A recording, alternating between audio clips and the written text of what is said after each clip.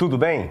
Pronto para mais um Pausa para a Educação com o professor Jovir, que fala para Dedéu. E hoje vai falar para vocês sobre vários assuntos envolvendo educação, mas envolvendo também redação, matemática e língua portuguesa. Primeiramente, eu queria pedir desculpa pelo nosso último programa, que a gente teve pequenos contratempos, né? Infelizmente, ninguém está isento desses deslizes, desses pequenos problemas. Então fica aqui o nosso pedido de desculpa e esperamos que tudo transcorra sempre muito bem para que a gente possa levar a melhor informação em educação para vocês. O nosso programa é ao vivo e tem reprise durante toda a semana, mas você pode também participar dele dando sugestão, crítica através do e-mail pausaparaeducacau@gmail.com ou através do WhatsApp, né? Que é 997840955. Você pode também estar assistindo, né? Você ou quem você queira indicar através do tvitap.com.br para ser assistido em Itapetininga e em qualquer lugar do mundo. Pois bem, reiterando que a gente aceita crítica, sugestão, pedido de melhor explicação de temas que tenham sido trabalhados. Então, não se sinta à vontade para fazer todo e qualquer comentário para que a gente faça sempre um melhor programa. Eu queria falar nesse primeiro momento com vocês sobre uma questão de educação que é fundamental e tem sido um grande problema, né, no longo prazo. Em que momento que eu tenho que me preocupar com a educação dos meus filhos, né? Eu volta e meia eu tenho reiterado, eu tenho estudado bastante sobre a mente humana, sobre o conhecimento humano, principalmente nos trabalhos que estão em torno do neurologista Antônio Damasio e os que ele vai comentando. Eu sempre estou procurando, além de documentários, artigos diversos. A mente humana é algo extraordinário, né? A mente humana, ela tem uma plasticidade que nos permite trabalhar o conhecimento. Então nós não só adquirimos a experiência, como nós a transformamos. E isso é um dos elementos que nos faz ser humanos, né? A gente aprende e a gente transforma. O que eu quero dizer sobre a aprendizagem de criança? Então, desde a formação do primeiro sentido, que é a audição, né? Dentro da barriga da mãe, a criança já está em processo de aprendizagem. E essa aprendizagem, ela é primeiro modular. O que é isso? Eu estou falando de modo não muito técnico, mas sim para construir analogias. Modular porque se prepara para adquirir conhecimentos, né? Por exemplo, identifica os sinais da voz da mãe, dos pais, de um modo geral, dos avós, quem convive durante a gestação a partir do momento em que a audição está formada. Isto é um reconhecimento, né? O reconhecimento mesmo acontece quando está na vida já extrainterina, né? Extrauterina. Está para fora, né? A gente já nasceu, daí reconhece e vai fazer uso daquele conhecimento adquirido. Além disso, toda a música que aqui se é exposta é uma forma de a gente trabalhar a formação da criança. Depois que nascido, toda a exposição a imagens, toda a exposição a sons diferentes, a conhecimentos diferentes, os brinquedos que são dados, que servem para preparar de forma motora, tudo isso vai construindo um ser, né, que vai adquirir a possibilidade de transformar essas habilidades em conhecimento. Grosso modo, até os 3 anos, nós temos essa absorção e esse preparo. Daí em diante começa o uso, né, dessa capacidade de adquirir conhecimento. E essa capacidade, ela segue até o final da vida, mas ela é muito mais intensa ali dos 3 anos até os 11, 12 anos, mais ou menos. Por que até os 11, 12 anos, porque daí passamos a ter o conhecimento abstrato. Adquiriu todo o conhecimento, adquiriu a habilidade, transformou essa habilidade, daí já pode pensar sem precisar usar diretamente a habilidade. O que é mais importante para pai e mãe nesse processo todo? Garantir a segurança afetiva dos filhos. Os filhos precisam, em todo esse processo, eles não precisam de tanto conteúdo, não precisam de tanta explosão de dados quanto de segurança afetiva. E essa segurança afetiva é que vai dar direito ao erro, né? Essa segurança afetiva que vai permitir com que um fracasso em prova não se transforme num desastre. E nós temos observado cada vez mais que a escola, ela, num primeiro momento, você tem todo mundo equalizado, né? As crianças entram no primeiro ano, todas estão muito perto as notas. Mas já no segundo ano a gente já começa a perceber que vai dando diferença. E isso normalmente corresponde à segurança que uma criança tem mais do que outra. Não é capacidade maior do que outra, não, né? E essa segurança, claro, a maior exposição permite maior tranquilidade também. Mas é fundamental sabermos que a gente tem que pensar nesse aspecto emocional do conhecimento.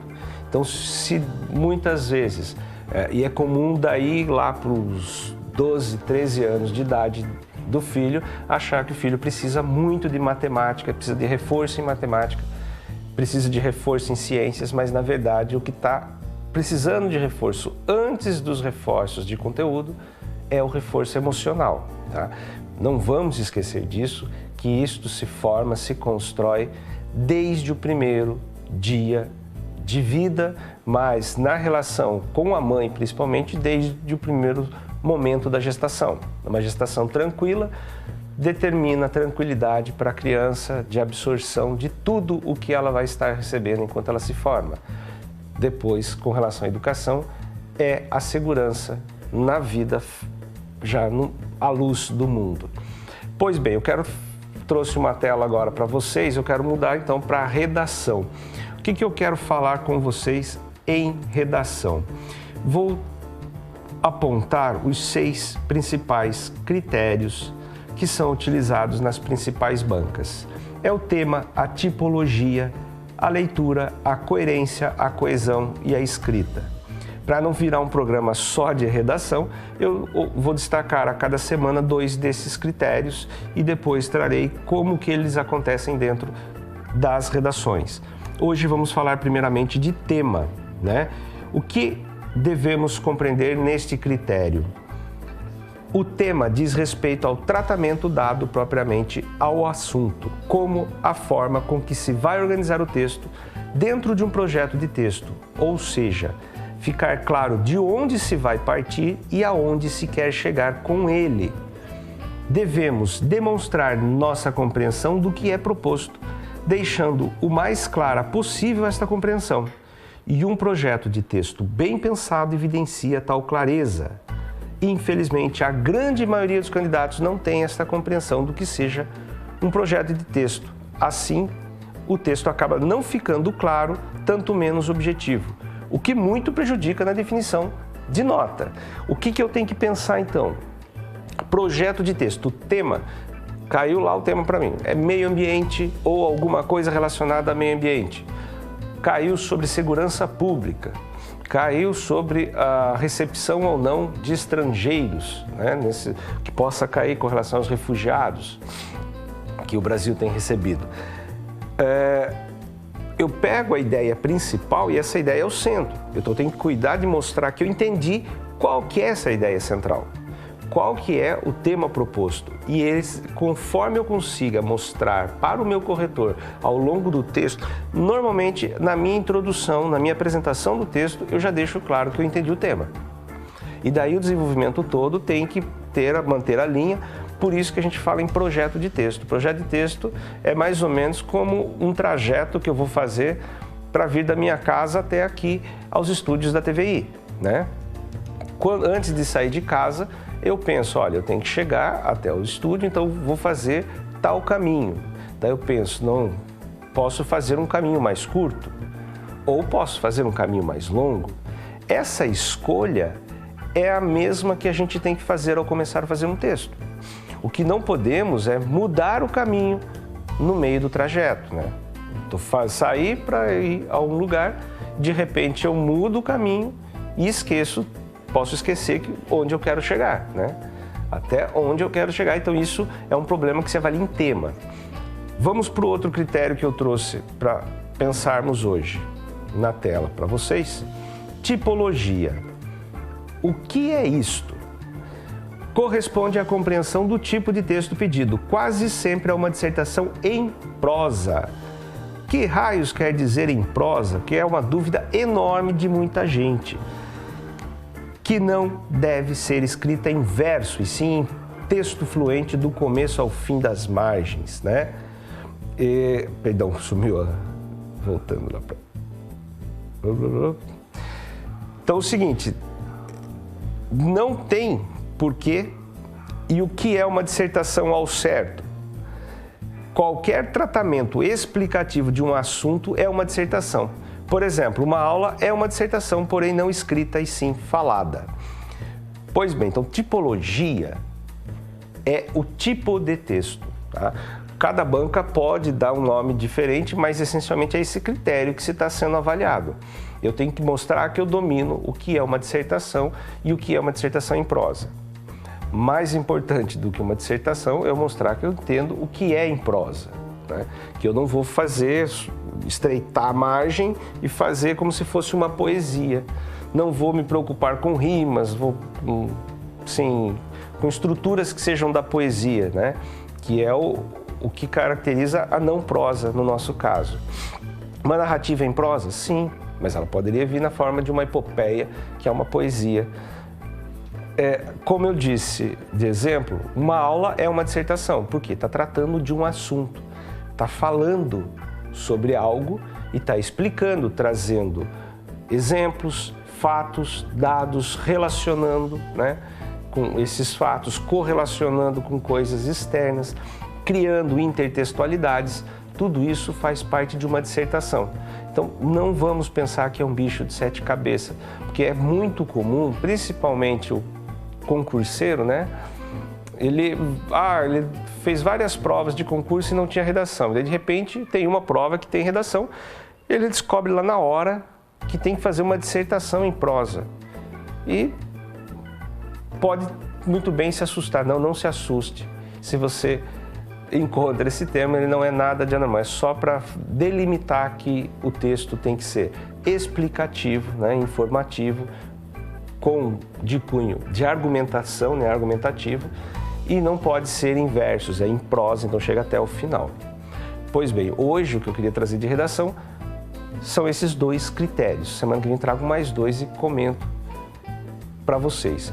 Vamos fazer agora uma breve pausa para os nossos apoiadores culturais e voltamos já já. Não saia daí para a nossa pausa para a educação.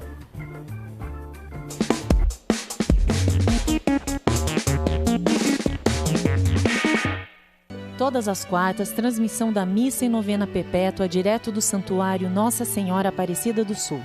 Quarta-feira ao vivo, a partir das 19h30 e reprise em horários alternativos. Apoio: Armazém MS, prazer em servir bem. Rofep, controle de pragas, dedetização e sanitização. Almenara Modas, há 25 anos vestindo a sua família. Empresa de ônibus Nossa Senhora Aparecida, há 68 anos transportando gerações. Internet ultra rápida Zucnet. Internet na velocidade da luz. Encontre o caminho para seu futuro. Sua faculdade é aqui. Presente em todas as regiões do Brasil. Cursos em todas as áreas do conhecimento, reconhecidos e com conceitos positivos no ENAD-MEC. Infraestrutura completa e atualizada. Metodologia avançada e professores qualificados. A melhor qualidade de ensino e financiamento estudantil. Prova tradicional ou por agendamento. Siga em frente para o seu futuro. IES é o caminho para seu sucesso. Entre na guerra contra o Aedes aegypti. Ele é o causador da dengue e da encefalia. O mosquito poderá estar na sua casa ou no seu quintal. Gestantes devem se precaver usando continuamente roupas de proteção ou repelentes específicos. Não dê tréguas. Vamos combater e vencer o Aedes aegypti e o Zika vírus. Se o agente sanitário bater em sua casa, dê-lhe as boas-vindas e ajude-o no combate ao mosquito e suas larvas. Colaboração Grupão. Dular Assistência Técnica em Itapetininga. Trabalha para oferecer conforto, praticidade e confiança aos seus clientes. Especializado em gás, ar-condicionado, câmara frigorífica, aquecedor solar e fogões. Só a Dular pode oferecer o melhor para você.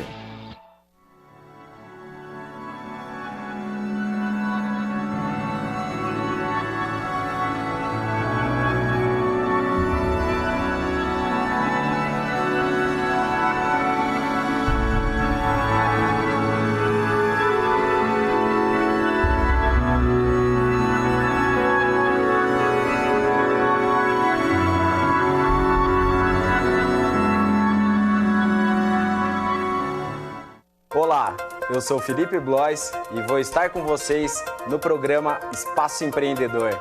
Toda quarta-feira, às 21h30, com reprises durante toda a semana.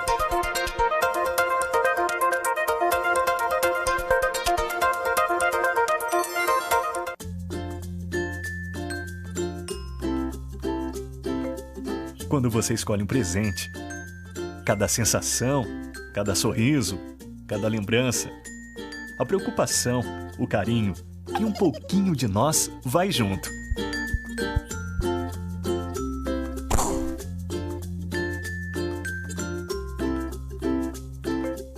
Mais legal que plástico bolha. Muito mais que um presente.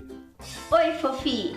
Eu sou Neta Bueno e espero você no programa Pratos e Papos. Todos os dias, aqui na TVI, teremos um convidado especial cozinhando pratos deliciosos para você. Pratos e Papos, toda terça às 10 horas, reprisos durante a semana em horários alternativos. Com muita alegria, estaremos juntas, eu, você e eu. Conto com você, Fofi. Um beijinho. Aqui, na TVI.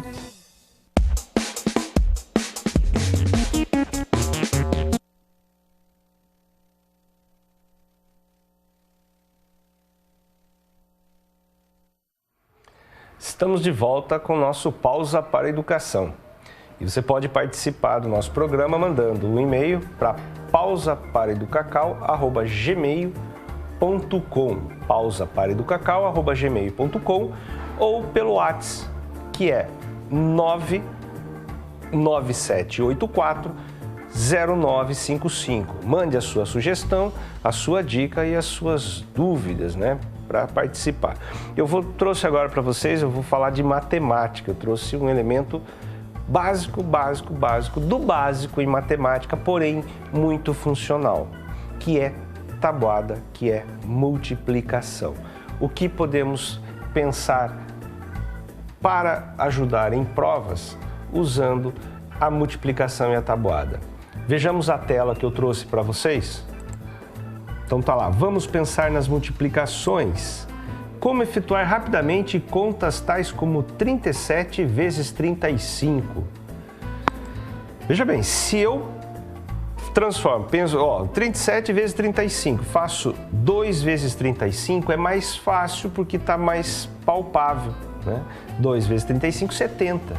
Quer dizer que 4 vezes 35 vai ser o dobro, ou seja, 140. Se eu pensei dessa forma, basta eu, assim, fazer 40 vezes 35, aumenta só um zero, vai para 1.400. Eu não quero saber 40 vezes 35, eu quero 37. Por isso eu vou tirar 3 vezes, né? Então é 3 vezes 35 dá 105. Né? Porque 3 vezes 30, 90, mais 3 vezes 5, 15, 105. 1.400 menos 105 é exatamente 1.295. Qual que é a função desse pensamento? Eu já ir direto lá para 37 vezes 35 é 1.295. É operacional, né? A partir do momento em que eu consigo fazer com que o meu cérebro agilize a matemática e a matemática da tabuada e da multiplicação fica mais rápido para eu compreender os problemas. Vamos ver mais um exemplo, ó, 19 vezes 18. Eu quero saber 19 vezes 18. Então eu penso, 2 vezes 18 é mais fácil de eu fazer a conta, dá 36. 20 vezes 18 é 360, eu quero uma vez menos. 360 menos 18, 342. 360 menos 18, 342, que é 19 vezes 18. Poxa, tabuada, sim, a tabuada tem que entrar no nosso cotidiano, né?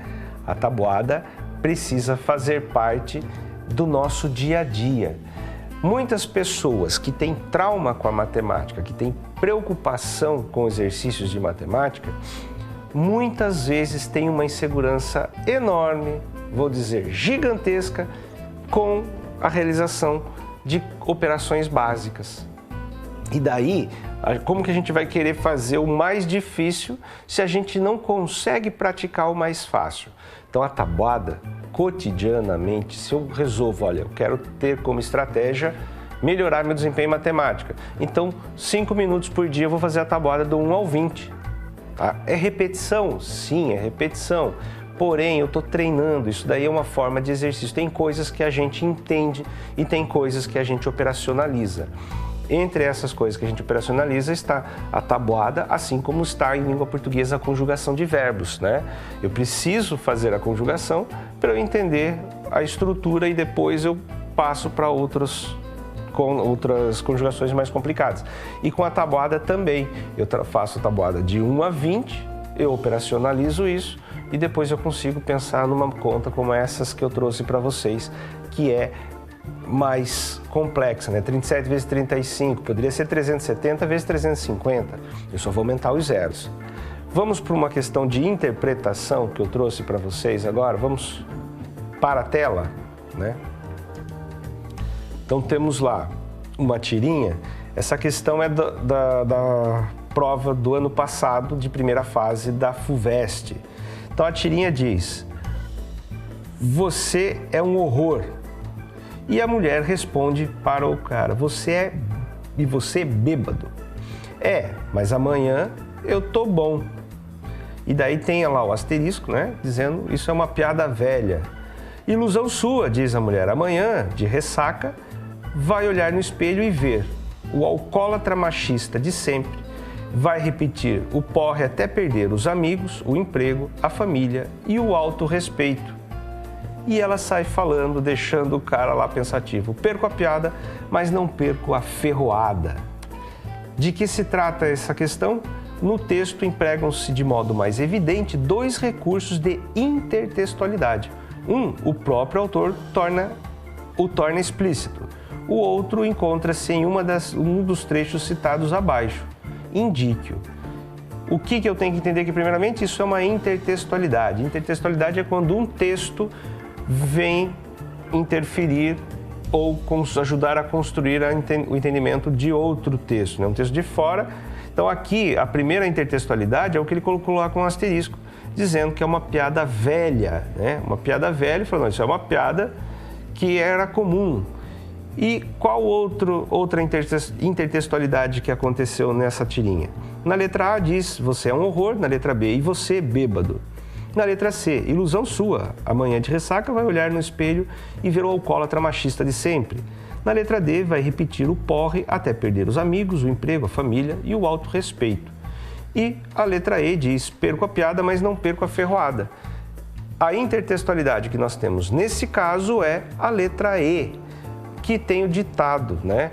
Perco o amigo, mas não perco a piada. Aqui a intertextualidade ela não é literal, ela não acontece 100%, ela faz menção, ela é uma referência a esse adágio, né? Esse dito popular que é perco o amigo, mas não perco a piada, e aqui é perco a piada, mas não perco a ferroada.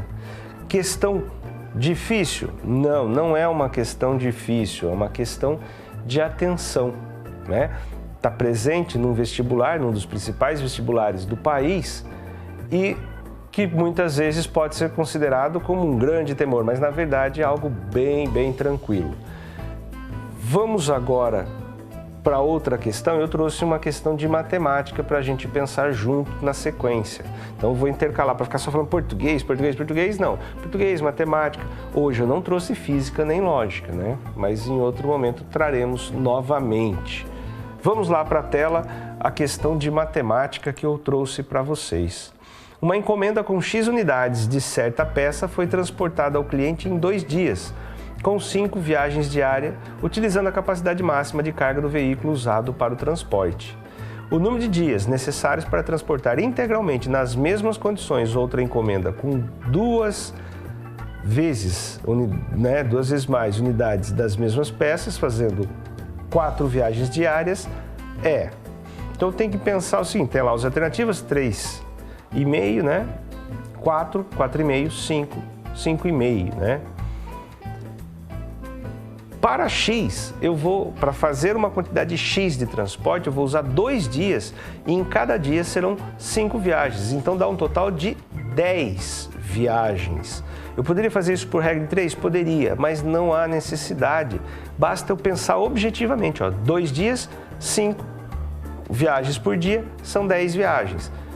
Para 2x, que é o dobro, serão necessárias 20 viagens. Então é o dobro de 10, 20. E eu vou fazer isso em 4 viagens diárias. Então eu vou dividir 20 por 4 viagens ao dia, que dá um total de 5 dias. 5 dias. Essa é uma questão de regra de 3, né? Posso, como eu falei, pode fazer por regra de 3? Pode. Porém, eu tenho acostumado, né, tenho percebido pelo cotidiano, né, dos meus alunos, né, isso já vem há um bom tempo, que a regra de 3, ela é aplicada em mais da metade das questões de matemática, né? Ela é aplicada em boa parte das questões de física, por exemplo. Então nós temos isso. No entanto, se eu acostumo com esse tipo de raciocínio que eu trouxe para vocês, para além da regra de 3, eu estou usando o raciocínio lógico, que vai me ajudar em outras situações em que eu não saiba a fórmula ou não saiba por onde começar. A importância disso, assim como a tabuada que eu falei que é bom praticar, ela não vai servir só para eu saber a tabuada, ela vai servir também para que eu pense matematicamente os exercícios, eu separe as informações. Num exercício que eu consiga pensar logicamente sobre ele, vai ficar mais fácil se eu usar essa leitura sempre, sem precisar até mesmo da regra de 3. Vamos para uma última questão aqui que eu trouxe para vocês, que é uma questão de língua portuguesa. Isso não a impede, porém, de reagir com outras substâncias. O termo destacado pode ser substituído sem alteração do sentido do texto pela palavra. Então eu tenho lá, entretanto, portanto, porque, porquanto e logo. O porém é que está destacado aí no nosso enunciado. É uma conjunção adversativa. A conjunção adversativa traz ideia de oposição, uma adversidade em relação ao que era esperado. Por que se usa mais a conjunção adversativa? Porque ela é a que tem maior número imediato de substitutos, né? Então eu tenho o porém, traz a ideia de oposição e eu posso substituir por mas, posso substituir por contudo, posso substituir por todavia, posso substituir por no entanto ou por entretanto, que é a nossa resposta correta da letra A. Portanto, não cabe? Não. Portanto, é conclusão. O porquê é explicação ou causa. O porquanto é a mesma coisa que o porquê. Porquanto e porquê tem o mesmo sentido dentro da oração. E o logo é assim como, portanto, traz ideia de conclusão. Então, se eu guardo essa relação, essa lista, né, eu tenho muito mais vantagem porque é a conjunção, o tipo de coesão que se estabelece nas provas muito mais comum de ser exigida.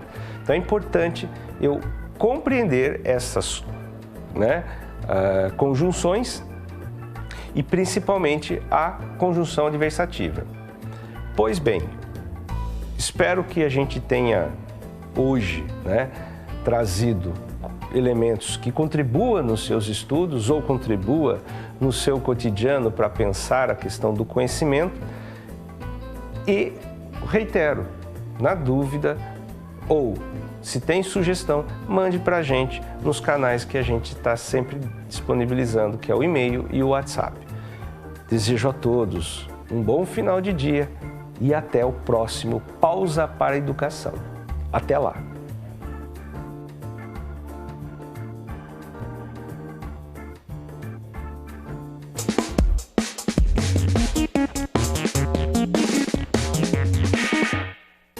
Assista agora Sucessos dos Anos Dourados.